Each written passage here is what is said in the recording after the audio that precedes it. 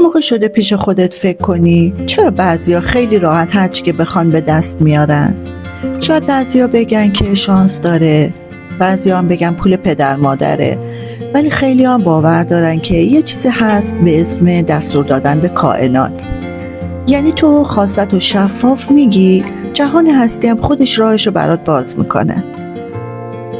سلام، من سیما هستم، به کانال نقطه تحول خوش اومدید. این موضوع خیلی شبیه همون چیزی است که توی قانون جذب شنیدیم. وقتی تمرکزت رو بذاری روی چیزی که میخوای، انرژیت رو همون سمت میفرستی.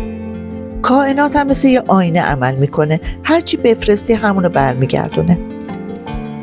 بیل گیتس یه جمله معروف داره: موفقیت رو جشن بگیر اما از شکست‌ها درس بگیر. این دقیقاً همون چیزیه که توی دستور به کائنات هم میگن. یعنی حتی وقتی چیزی رو میخوای و بهش نمیرسی، باید بفهمی کجا اشتباه کردی و دوباره با انرژی بهتر درخواستش کنی. حالا تصور کن تو میخوای ثروت جذب کنی. اولین قدم اینه که دقیقاً بدونی چی میخوای.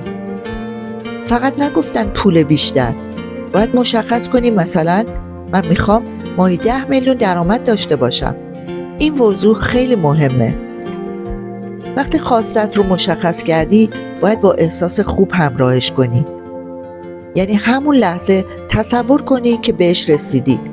حس شادی، آرامش و اعتماد به نفس رو بیاری توی وجودت. این ارتعاشه که کائنات رو تحریک میکنه. بیل گیتس همیشه میگفت تو اگه فقیر به دنیا بیای تقصیر خودت نیست، ولی اگه فقیر بمونی تقصیر خودته. این جمله رو میتونیم به عنوان یادآوری بذاریم کنار دستور به کائنات. یعنی تو خودت مسئول انرژی و خواسته‌هات هستی. یه تکنیک ساده اینه که هر روز صبح 3 دقیقه وقت بذاری و خواستت رو با صدای بلند بگی. مثلا من در مسیر جذب ثروت هستم. فرصت‌های عالی به سمت من میان. این جمله ها مثل رمز ورود به دنیای جدید عمل میکنن. اما فقط گفتن کافی نیست، باید عمل هم بکنی. کائنات به کسی جواب میده که آماده باشه. یعنی وقتی فرصت کاری یا یادگیری پیش میاد، باید بپری وسط.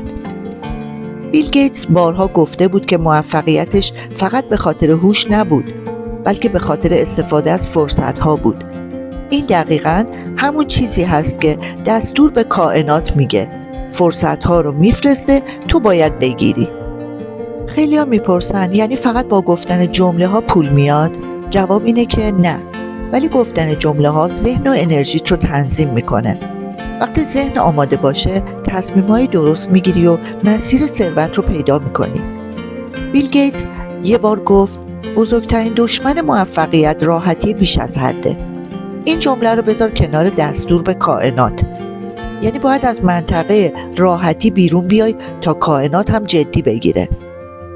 یه تمرین خوب اینه که دفترچه‌ای داشته باشی و هر روز خواسته‌هات رو بنویسی.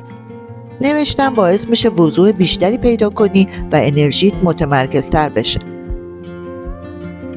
وقتی شروع به نوشتن میکنی، کم کم میبینی فرصت‌ها از جاهایی میان که فکرشو نمی‌کردی.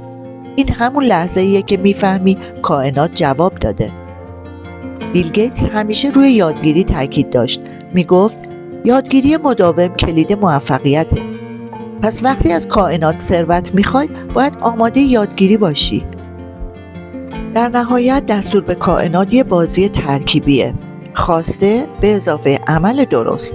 این 3 تا کنار هم معجزه میکنن. پس هر روز 3 دقیقه وقت بذار، خواستت رو بگو، حس خوب بساز و آماده عمل باش. شاید همین امروز کائنات در جدیدی رو به روی تو باز کنه. خوشحال میشم اگه این ویدیو رو دیدی با لایک و سابسکرایب از کانالمون حمایت کنی و نظرتو مثل همیشه برام تو کامنت ها بنویسی.